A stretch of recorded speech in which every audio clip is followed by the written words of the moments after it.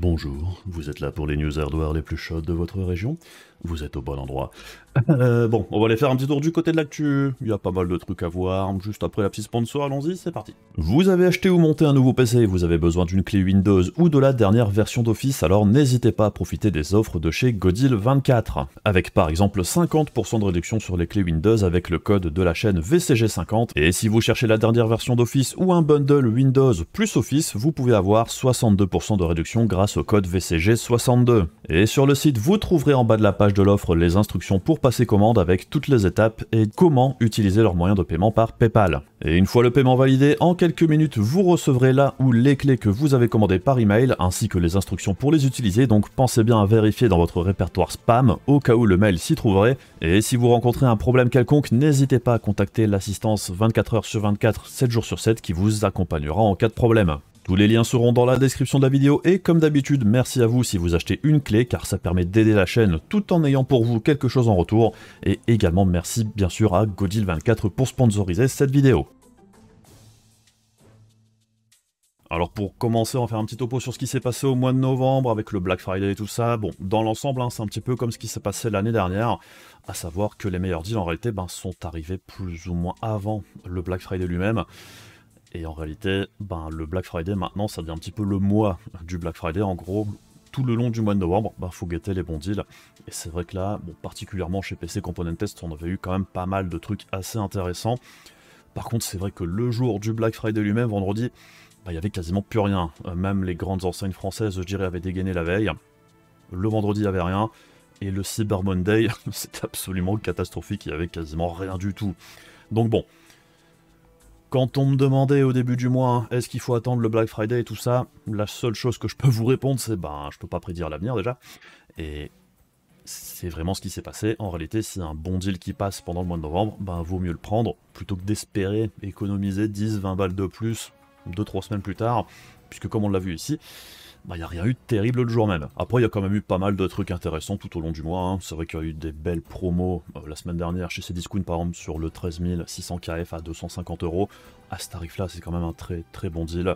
On a aussi eu quelques prix sur les cartes graphiques, comme la RX 6600 à 170 balles. C'est vrai que pour des petites configs, pour ceux qui ont du matos un petit peu plus ancien aussi, ça permettait de faire un petit upgrade pour pas trop cher. Bon, du côté des cartes graphiques, cher, je dirais, tout ce qui est 7900 XT, 4070 Ti et tout ça, c'est vrai qu'il n'y a pas eu énormément de baisse de prix, mais ça je dirais on s'y attendait un petit peu. Les prix sont très légèrement plus bas que la moyenne, mais c'est pas des économies incroyables non plus. Malheureusement, je dirais, du côté des cartes graphiques, il faudra vraiment attendre qu'il y ait de nouveaux modèles qui sortent, peut-être les 4000 Super en début d'année 2024, mais en dehors de ça, en dehors de quelques petites promos ponctuelles, faut pas s'attendre en grand chose. Les promos les plus intéressantes que j'ai vu passer pendant la période, c'était peut-être les 7800 XT à 520 €. On a aussi vu une 4070 pendant une brève, par un petit laps de temps, dans une boutique italienne, je pense à 490 balles, un truc comme ça. Je sais pas si les gens les ont reçus, mais c'était plutôt un bon deal également. Bon, après, il y a eu quelques packs assez intéressants, boîtiers, alim et tout ça. Bon, dans l'ensemble, je trouve que c'était un plutôt bon cru au niveau des promos pour le mois de novembre. Il y avait quand même pas mal de choses sympas, particulièrement chez PC Component Test, comme je disais juste avant, où là, il y avait vraiment des trucs plutôt cool tout au long du mois. Et sinon, j'ai quand même aussi l'impression que les ventes n'ont pas été mauvaises du côté du hardware PC pendant la période, puisque je l'avais dit dans ma dernière vidéo aussi, j'ai lancé une page Amazon où je fais des configs types, ça vous intéresse, vous pouvez aller les voir, c'est dans la description de la vidéo, et il y a pas mal de composants en réalité, et certaines pièces qui ne sont plus en stock. Même du côté des GPU, par exemple, c'est vrai que chez NR Info, qui est là où on trouve généralement des cartes graphiques AMD de chez XFX pour pas trop cher, même chez eux, ils sont plutôt à poil en ce moment au niveau des stocks, donc ça a quand même l'air d'avoir vendu pas mal de matos dans l'ensemble sur la période du mois de novembre. Bref, en ce qui concerne, je dirais, les bons deals, le prochain stop, ce sera en début d'année 2024 avec les soldes d'hiver. On verra bien ce que ça donne. Sinon, au niveau de la chaîne elle-même, j'ai sorti une vidéo sur le DLSS il y a quelques jours, où vous pouvez gagner une RTX 4080, donc si ça vous intéresse, je vous invite à aller le voir. Qu'est-ce qu'il y a d'autre? Au niveau du podcast, on a parlé un petit peu de cadre archive, on devrait en refaire un dans pas très longtemps. donc on aura un deuxième épisode. Et puis en dehors de ça, je bosse sur les générations 14 Intel, puisque j'ai eu un 14700K et un 14900K également en test. Ça devrait arriver dans pas trop longtemps. Enfin bref, on attaque un petit peu l'actu. Alors, la semaine dernière, c'est vrai qu'au niveau des news elles-mêmes, il s'est pas passé tant de choses que ça, ce qui est plutôt logique. On arrive dans la période de fin d'année, je dirais que toutes les grosses cartouches ont été tirées chez les fabricants. Sortie matérielle, par contre, en début d'année 2024, on risque quand même d'avoir quelque chose d'assez chargé. Puisque déjà, bon ça on en a déjà entendu parler depuis un moment, il y a les Ryzen 8000G qui devraient débarquer sur la plateforme AM5, et il y a de plus en plus de rumeurs insistantes également pour des nouveaux processeurs sur la plateforme AM4, on en avait déjà parlé la dernière fois, les 5500 X3D, 5600 GT, même des Ryzen 7 5700 tout court. Apparemment, ce qui sera en train de se passer sur la plateforme M4, c'est qu'il y aurait une sorte de refresh avec quelques nouvelles déclinaisons. Alors par exemple, on aurait le Ryzen 5700, qui ne soit pas un X ou un X3D. Alors ce serait la même différence qu'entre le 5600X et le 5500 en réalité, à savoir que c'est la même puce qui équipe le 5700G pour le 5700, qui n'est pas la même puce que pour le 5700X. Puisque les 5700G, c'est les puces pour PC portable normalement qui sont recyclées. Là, ce sera la même chose, donc il y aura quand même une différence de performance entre les deux qui peut être assez significative, particulièrement en gaming, puisque le 5700 a beaucoup moins de cache, enfin quand même pas mal moins de cache de niveau 3 que le 5700X, même si les fréquences en boost devraient être identiques. Et comme je le disais dernièrement dans ma vidéo sur les processeurs, le problème aussi de ces puces-là, c'est qu'elles sont en PCI Express génération 3, donc selon le GPU que vous avez, ça peut être un petit peu pénalisant quand même.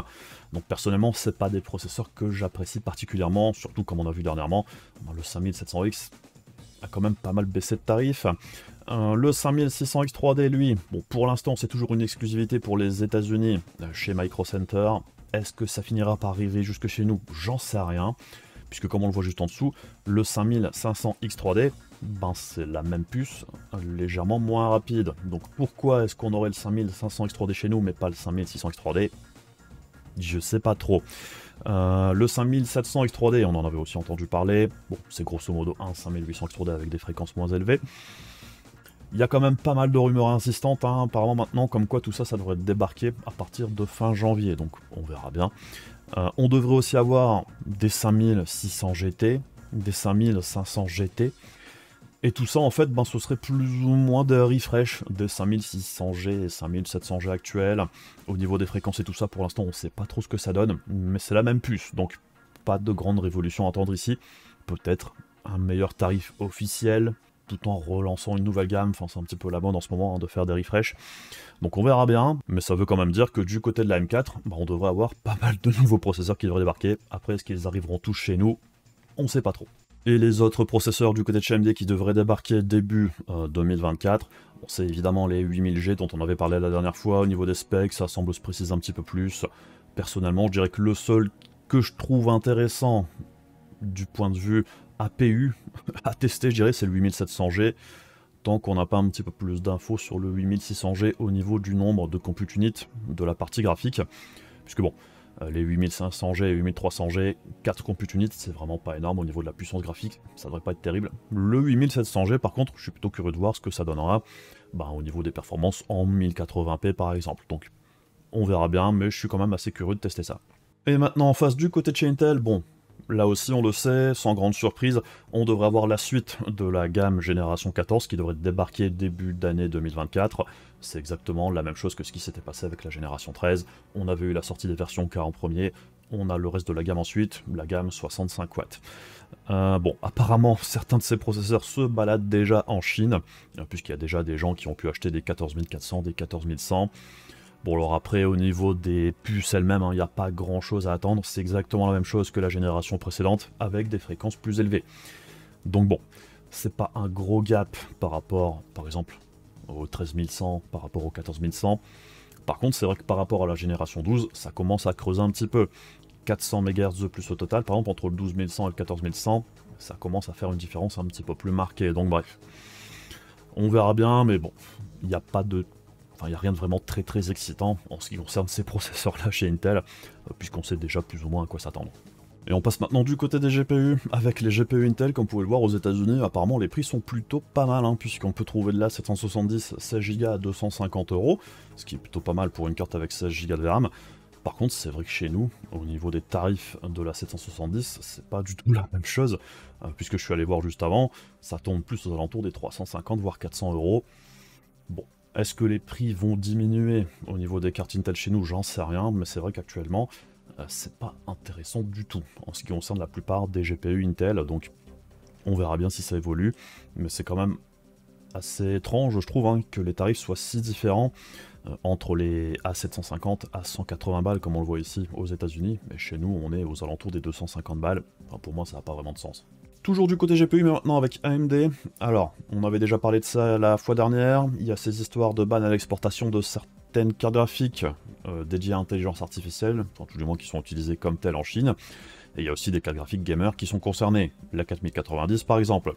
C'est ça qui explique que les tarifs de la 4090 à l'heure actuelle, dans le reste du monde, sont beaucoup plus élevés que d'ordinaire, puisque les différents partenaires ont tous envoyé leurs cartes là-bas, tout le stock, avant que celui-ci soit complètement banni, puisque comme il y a une forte demande, ça se vendait plus cher que d'ordinaire. Enfin bref. Du coup, la 7900 XTX et la 7900 XT, pourquoi ces cartes-là sont intéressantes pour l'intelligence artificielle? C'est parce qu'elles ont beaucoup de VRAM, et comme la 4090 n'est plus dispo, ceux qui sont intéressés pour bosser là-dessus se reportent sur les autres options. Sauf qu'apparemment, AMD a du mal à répondre à la demande. En ce qui concerne Navi 31, pour le moment, en ce qui concerne le Board Channel, qui est un forum où les revendeurs de matos discutent entre eux, apparemment les 7900 XT et XTX, c'est un petit peu difficile d'approvisionner le marché. Ce qui est un petit peu dommage pour AMD, puisque du coup ils peuvent pas vraiment profiter, je dirais, de l'aubaine actuelle. Par contre, ça pourrait avoir des répercussions aussi pour nous, vu que là-bas la carte est assez recherchée. C'est pas impossible que les partenaires d'AMD favorisent justement l'envoi des cartes vers la Chine, puisque comme il y a une forte demande, les prix augmentent, c'est plus intéressant de les envoyer là-bas que de les vendre chez nous. Donc concrètement, on n'est pas à l'abri d'une augmentation des tarifs des 7900 XTX et XT non plus. Dans quelle mesure, je sais pas trop, mais c'est pas impossible. En parallèle de ça, on avait aussi entendu parler la fois dernière que Dell, par voie de Baidu il me semble, ça avait été fuité, comme quoi certains produits d'AMD pourraient eux aussi être concernés par un ban à l'export à un moment ou à un autre, et parmi ces cartes-là, 7900 XTX, W7900, et la 7900 XT et les MI300 qui sont pas encore sortis, c'est du matos data center d'AMD, et donc toutes ces cartes-là peuvent être utilisées aussi pour intelligence artificielle, donc bref... si ça arrive également, s'il y a vraiment un ban à l'export, le scénario qui s'est passé avec la 4090 devrait se reproduire là aussi, à savoir tous les partenaires vont envoyer le matos et on devrait moins en retrouver chez nous. Donc bref, c'est une situation quand même assez compliquée, on a du mal à voir les implications que ça pourra avoir chez nous à un moment ou à un autre. Par exemple la 4090, maintenant que le gros du stock a été expédié là-bas, est-ce que les tarifs vont revenir à la normale chez nous? C'est ce qu'on avait entendu dire il y a quelques temps. Est-ce que ce sera le cas? On verra bien. Après, on verra aussi ce qui se passe avec les cartes de chez AMD. Mais c'est vrai que là, on voit certains trucs qui reviennent, comme les drops de Founders Edition qui sont assez recherchés du coup, puisque c'est les seuls 4090 à être vendus au prix normal, entre guillemets. Donc bon, ça fait pas trop plaisir de revoir ce genre de bail. En parallèle de ça, les cartes qui ont été envoyées en Chine, les 4090, apparemment, elles sont converties pour une partie d'entre elles en cartes pour intelligence artificielle, et donc ce qui se passe, c'est que certains fabricants, je sais pas comment dire, enlèvent les ventirades qu'on utiliserait nous en utilisation gaming pour les remplacer par des blowers, tout simplement parce que les blowers ça fait plus sens en utilisation data center que les gros ventirades qu'on a avec les 4090 par exemple. Et du coup, comme Nvidia ne peut plus vendre de 4090 classiques, je dirais, à l'heure actuelle en Chine, ils sont en train de réfléchir à une situation, apparemment, c'est une rumeur, donc il se pourrait qu'Nvidia soit en train de faire une 4090D, 4090 Dragon. Et bien celle-ci, ce qui se passerait, ce serait un petit peu la même chose que ce qu'Nvidia avait fait pour le minage de crypto-monnaies en implémentant le LHR, qui diminuait fortement les performances en minage de ces cartes-là.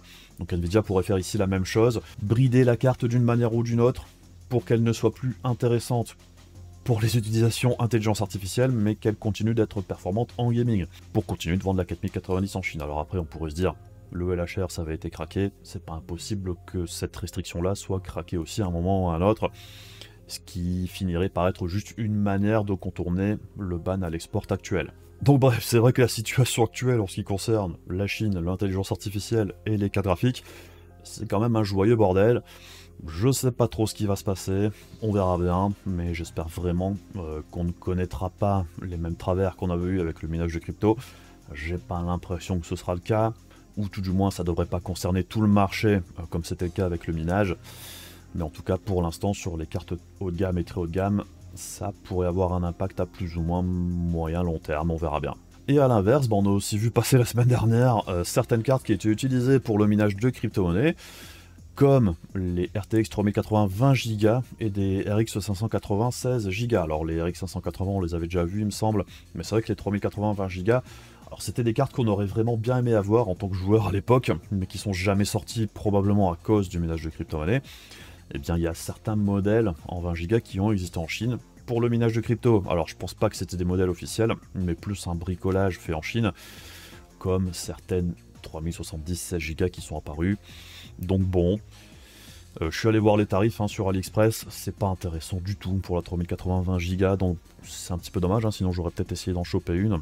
Mais pourquoi pas, peut-être que si les prix baissent fortement, ça pourrait être intéressant, même si le blower, ça risque de faire pas mal de bruit. Mais bon, on voit que tout ça, c'est un petit peu cyclique. Là, ces cartes-là sont plus ou moins rincées, sont plus vraiment intéressantes pour tout ce qui est IA à l'heure actuelle. Du coup, elles sont bazardées. Mais bon, je pense que c'est des cartes qui ont miné pendant un long moment quand même. Et pendant qu'on est chez Nvidia, il y a un nouveau bundle qui est sorti pour les RTX 4000 avec 3 mois de Game Pass offerts quand vous achetez une carte graphique à partir de la 4060 Ti. Même la 4060, ce qui est plutôt bien, puisque d'ordinaire, c'est vrai que la plupart des bundles chez Nvidia, ça commence à partir des 4070, voire 4070 Ti, sur les derniers qu'il y avait eu avec des jeux. Donc bon, là, c'est un petit peu plus ouvert, on va dire. C'est toujours ça de gagner, je dirais. Même si c'est pas incroyable. Par contre, c'est vrai que le bundle existe aussi sur le GeForce Now en ce moment. Si vous prenez 6 mois d'abonnement au GeForce Now, je crois que vous avez 3 mois de Game Pass offert aussi. Ce qui est intéressant dans l'histoire, c'est que sur le GeForce Now, maintenant il y a aussi accès au Game Pass PC, ce qui n'était pas le cas jusqu'ici. Ça fait un petit peu partie des accords entre Microsoft et les acteurs du cloud gaming, ce qui avait aidé un petit peu à faire passer la pilule du deal, Activision Blizzard et tout ça. Donc c'est un petit peu les suites de tout ça ici. Et enfin, pour terminer, petit détour rapide du côté des résultats financiers pour nos 3 fabricants de matos pour PC. Alors, on commence avec Nvidia. Ce qui était intéressant sur les résultats qui sont parus, donc déjà c'est qu'on peut voir que du côté des data centers, c'est une dinguerie absolue au niveau des résultats, puisque c'est en augmentation constante depuis l'année dernière, et là on bat encore une fois les records. Par contre, c'est intéressant de voir aussi que du côté du gaming, ça augmente petit à petit aussi. Et c'est vrai que la question qu'on peut se poser, c'est est-ce que ces bonnes ventes dans le segment gaming, c'est pas aussi grâce aux ventes qui sont faites pour l'intelligence artificielle sur certains segments? Puisque si on regarde ce qui s'est passé dans le passé, quand on sortait de l'épisode minage de crypto-monnaie, on voit que là la bulle avait éclaté et on était en forte baisse après. Et bien là, on voit que un an plus tard, après la sortie des 4090, de la gamme 4000, on remonte tout doucement, mais c'est aussi accompagné d'une bulle intelligence artificielle. Donc là, on navigue de bulle en bulle, mais c'est vrai qu'on voit qu'entre deux, les ventes n'étaient pas forcément incroyables non plus. Mais bon, je dirais que pour l'entreprise en général, à l'heure actuelle, ça fonctionne vraiment hyper fort. Nvidia détruit tout sur son passage à ce niveau-là. Est-ce que ça durera dans le temps? On verra bien. Est-ce que la bulle va finir par éclater? On verra bien. Alors en ce qui concerne AMD, là c'est des comparatifs principalement avec le 3e trimestre de 2022. Ce qu'on peut observer, c'est que c'est plus ou moins constant dans l'ensemble en ce qui concerne AMD, que ce soit au niveau des marges et des revenus, même s'il y a certains trucs qui bougent un petit peu. Ce qui nous intéresse nous bien évidemment c'est le gaming. On va descendre un petit peu. Alors au niveau des data centers, comme on peut l'observer ici par exemple, par rapport à l'année dernière, on voit qu'au niveau des revenus, c'est plutôt stable. Par contre, au niveau de la marge, c'est un petit peu moins intéressant. La justification d'AMD pour la baisse au niveau de la marge, c'est un investissement plus important au niveau de la R&D sur l'intelligence artificielle. Bon, on verra bien comment ça se passe par la suite. Au niveau de la vente du segment client classique, là c'est la gamme Ryzen, Ryzen Pro et Threadripper, la gamme grand public en général on va dire, et semi-professionnel. Là on voit qu'au niveau des revenus par rapport à l'an dernier, c'est en forte hausse, donc c'est plutôt bien pour aller de ce côté-là. Au niveau de la marge, c'est en augmentation également. Et ce qui drive un petit peu les bons chiffres, c'est une augmentation des ventes du côté PC portable, et des revenus plus importants que ce qui était prévu apparemment, hein, et moins de dépenses, donc du côté grand public, pour les Ryzen, ça se passe plutôt pas mal, et c'est vrai que c'est ce qu'on observe aussi en boutique. Par exemple, on voit que, bon, même si du côté OEM, je pense qu'Intel est encore majoritaire pour les PC prémontés, mais c'est vrai que de la gamme client, les gens qui font leur PC eux-mêmes, comme on peut le voir, hein, au niveau des meilleures ventes, que ce soit chez Amazon, les boutiques en Allemagne ou même chez nous, on voit que c'est souvent les Ryzen qui sont dans les premières places. Donc pour AMD, je pense que ça se passe plutôt pas mal. Et en ce qui concerne le segment gaming, donc là c'est plus les Radeon, bon, on voit que par rapport à l'année dernière, on a moins de revenus, mais il y a plus de marge, donc ça veut dire qu'AMD vend peut-être moins au niveau du volume, mais c'est des produits qui coûtent plus cher. Alors apparemment, ce qui explique la baisse de revenus, ben, c'est que les puces semi-custom, donc tout ce qui est console très probablement, ou peut-être les puces type les Z1 qui équipent certaines consoles portables et tout ça, c'est peut-être un petit peu moins bien que prévu. C'est une baisse d'environ 8%. Au niveau de la marge, par contre, c'est une augmentation, ben, parce qu'apparemment les ventes de Radeon sont plutôt bonnes. Peut-être aussi là, drivé un petit peu par l'intelligence artificielle, puisque comme on vient de le voir juste avant, les 7900 XT et XTX en Chine, ça se vend très très bien actuellement. On a vu aussi que la sortie des 7800 XT s'était plutôt bien passée, ça s'est plutôt bien vendu. Ça a probablement un impact sur les marges également. Donc bref, en ce qui concerne les résultats financiers d'AMD, bon, comme on peut le voir ici, hein, ça se passe plutôt pas mal dans l'ensemble. C'est pas aussi incroyable au niveau de l'évolution que ben, ce qu'a fait Nvidia cette année, mais je pense qu'il n'y a pas beaucoup d'entreprises qui ont fait mieux qu'Nvidia cette année, donc c'est pas vraiment surprenant, mais ça reste de très bons chiffres dans l'ensemble. Par contre, en ce qui concerne les résultats d'Intel, alors Intel, hein, ça fait déjà un moment qu'on le sait, les chiffres sont pas vraiment très bons au niveau des résultats. Là, ça se montre encore une fois par rapport à l'année dernière, on est encore en baisse de 3% par rapport à 2022. Par contre, on a une augmentation de la marge, ce qui est plutôt bien de ce côté-là, mais c'est vrai que, bon, on a vu que les ventes, en ce qui concerne Intel, sur la gamme grand public, comme AMD progresse également, ça a un impact sur les ventes d'Intel aussi.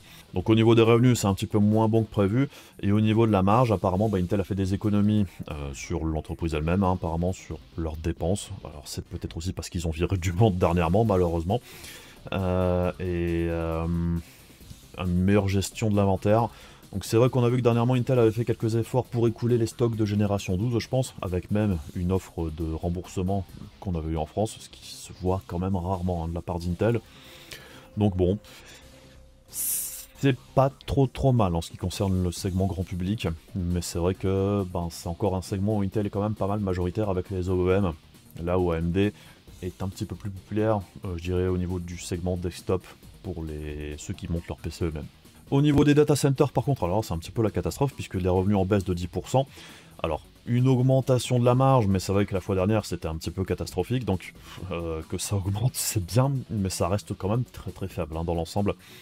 Donc, c'est pas terrible, j'ai envie de dire, de ce côté-là. Au niveau des data centers, on sait qu'Intel est en difficulté, puisqu'ils sont fortement concurrencés par AMD et d'autres acteurs, et c'est un petit peu ce qui est indiqué ici aussi.